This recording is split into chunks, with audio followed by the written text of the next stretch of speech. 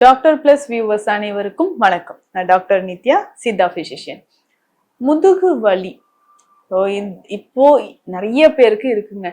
So முன்னாடி எல்லாம் ஏதாவது ஒரு கடினமான வேலைகள் செய்தாலோ இல்ல டக்குன்னு ஒரு வெயிட் லிஃப்ட் பண்ணிட்டேன், வெயிட் வந்து இவ்வளோ பலுவான ஒரு பொருளை வந்து நான் தூக்கிட்டேன், சுமந்துட்டேன் அப்படின்னு சொல்லும்பொழுது முதுகு வலி வர ஆரம்பிக்கும்.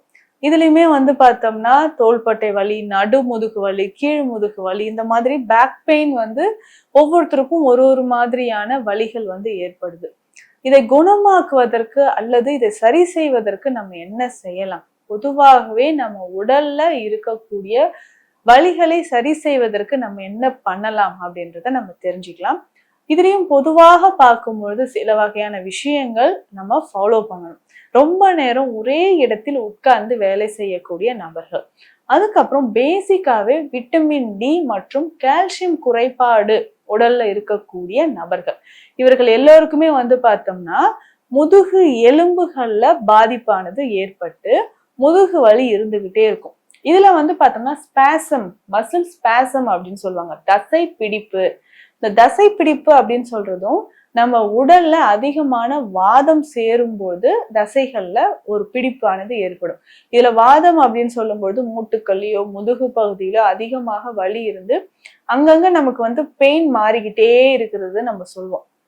இந்த மூட்டுக்கள்ல தசைகளில் ஏற்படக்கூடிய வாதத்தை குறைப்பதற்கு நம்ம என்னென்ன வழிமுறைகள் செய்யணும்?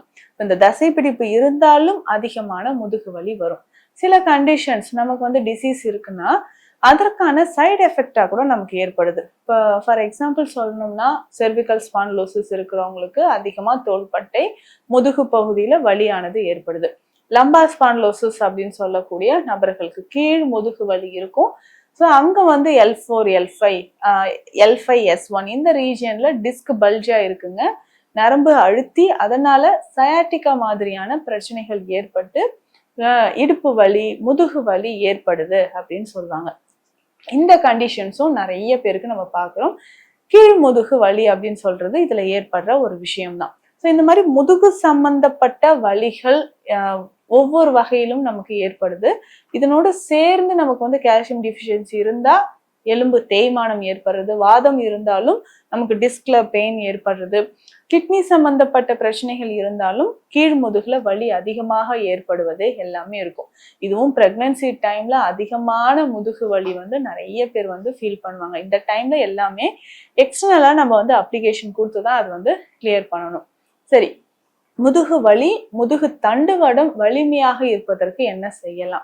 ஸோ ரொம்ப நேரம் உட்கார்ந்துட்டே வேலை செய்யறீங்கன்னா அதற்கு ஏற்ற மாதிரி நம்ம கொஞ்சம் கொஞ்சமாக போஸ்டர் வந்து சேஞ்ச் பண்ணிக்கணும். முதுகு வலி இருக்கா, ஸோ 1 மணி நேரத்துக்கு ஒரு வாட்டி கொஞ்சம் ரிலாக்ஸ் பண்றது, ஸ்ட்ரெச்சஸ் பண்றது, இந்த மாதிரி நம்ம ரிலாக்ஸ் பண்ணிட்டு நம்ம ஒர்க் பார்க்கலாம். அதுவே இடுப்பு வலி இருக்கு, தசைகள்லையும் வலி இருக்கு அப்படின்னா இதற்கு ஏற்ற மாதிரியான உணவு முறைகள், கேழ்வரகு, சிறுதானிய உணவுகள், அதுக்கப்புறம் பார்த்தோம்னா நம்மளுடைய பாரம்பரிய அரிசி வகைகள், கருப்பு உளுந்து, இது எல்லாமே உணவில் அடிக்கடி சேர்க்க சேர்க்க நமக்கு என்ன ஆகும்னா முதுகு வலியானது கொஞ்சம் கொஞ்சமாக குறைய ஆரம்பிக்கும். ஸோ தொடர்ந்து நம்ம வந்து இந்த மாதிரியான உணவு முறைகளை ஃபாலோ பண்ணிக்கணும். இதுல முக்கியமாக பார்த்தோம்னா சில வகையான ஸ்பெஷல் மூலிகைகள், முருங்கை. ஸோ முருங்கை இலை நம்ம வந்து உணவுல நிறைய சேர்த்து சாப்பிடணும். முருங்கை பட்டை இருக்கு இல்லையா, முருங்கை மரத்தோட பட்டை, இதை வந்து நசுக்கி 1-2 நல்லா தட்டி போட்டு இதனோட கொஞ்சம் இஞ்சி, சோம்பு, பெருஞ்சீரகம் சேர்த்து நம்ம வந்து அது கஷாயமாக குடிக்கும்போது முதுகு சம்பந்தப்பட்ட வலிகள், முதுகு எலும்புகள் நமக்கு வலிமையாக ஆரம்பிக்கும். ஸோ இதனோட சேர்ந்து முடவன் ஆட்டுக்கால் கிழங்கு இதை வந்து பயன்படுத்தலாம். அதுக்கப்புறம் முடக்கருத்தான் கீரை இதையும் பயன்படுத்தலாம். பிரண்டை ரொம்ப சிறந்தது, இதையும் நம்ம பயன்படுத்தலாம். இதுல முக்கியமாக சித்த மருத்துவத்தில் இருக்கக்கூடிய நிறைய மருந்து வகைகள், மருதம்பட்டை, மாவிலங்கப்பட்டை சேர்ந்த மருந்துகளை பயன்படுத்தும் பொழுது கொஞ்சம் கொஞ்சமாக இடுப்பு பகுதியில் இருக்கக்கூடிய வலிகள் நமக்கு குறைய ஆரம்பிக்குது.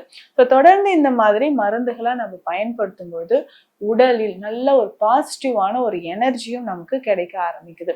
ஸோ இதனோட சேர்ந்து இந்த கருப்பு உளுந்து, மூங்கில் அரிசி, சிறுதானியங்கள் இதை எல்லாமே உணவில் அடிக்கடி சேர்த்து பயன்படுத்தணும்.